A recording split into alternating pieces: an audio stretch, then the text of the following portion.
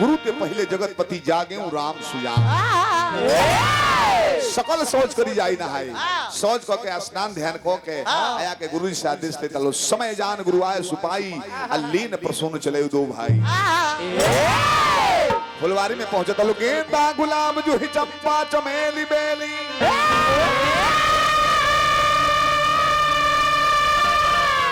संध्या सूरजमुखी केवला कमल के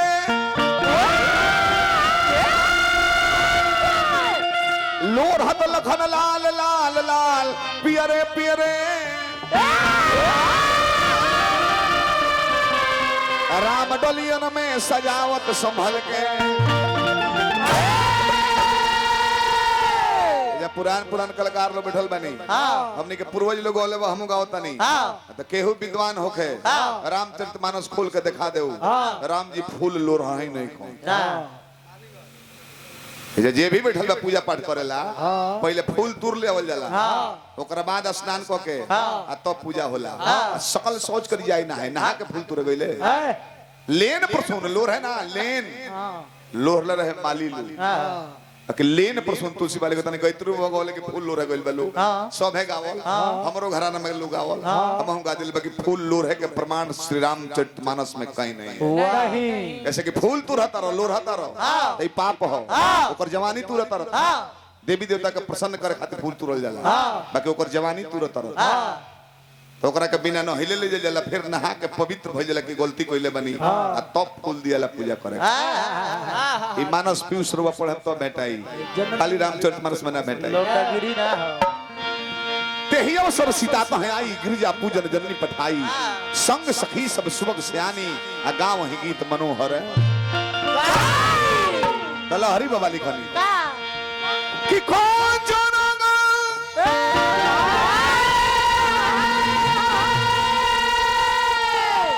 हरियरली हली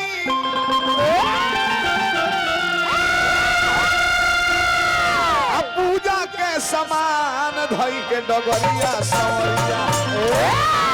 धई के डगरिया सवरिया आ चलली रे बाबा धई के डगरिया सवरिया चलली रे बाबा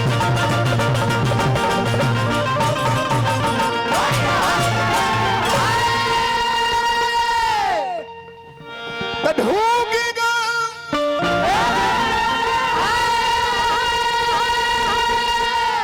बुखारवा भितरिया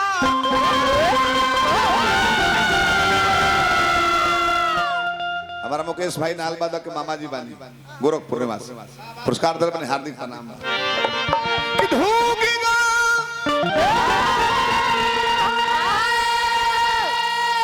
बुखारवा भितरिया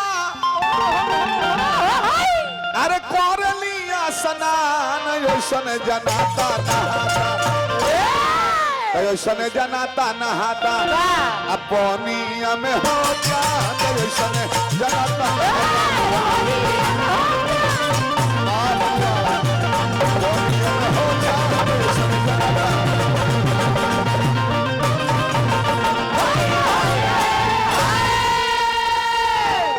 के झनकार चूड़ी के खम्मन के खनक जब सुनाई भगवान कहने की बबुआ लक्ष्मण जी कुछ बुझाता तारा ने का होता कि लक्ष्मण सा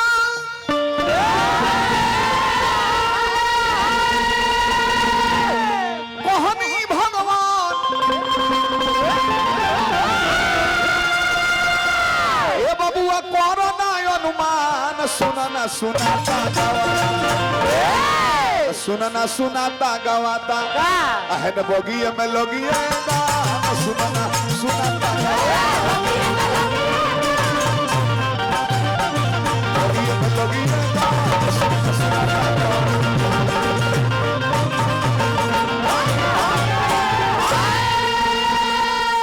फिर लिख ले हरि बाबू गावता लो रंग रंग के गाना रे बोगिया में जनाना कि ना हमने के भोजपुरिया समाज में कुंवार लड़की के जनाना ना कहा ब्याह हो जेकर हो जाई ओकरा के जनाना कहा हम तनी बदल देहनी कि चलल बाड़ी जो न के दुलारी के संग सखिया के प्यारी चलल बाड़ी जो न के दुलारी रे के संग सखिया गायत्री बा के पंखा काटो कि नई नवेली अलबेली सहेली अरे नया नया रंग अनुराग में भर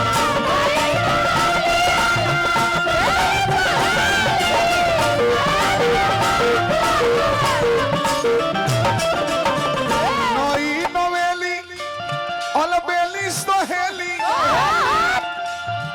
नया नया रंग अनुराग में भरे घायल करे पायल के धुन न्यारी रे देखो जनक के दुलारी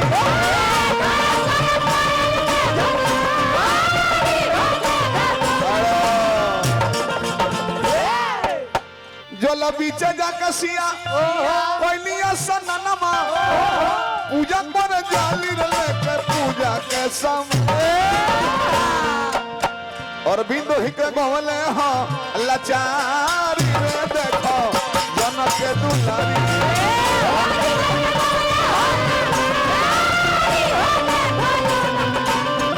और बिंदु हिके गवले लाचारी रे देखो जनक के दुलारी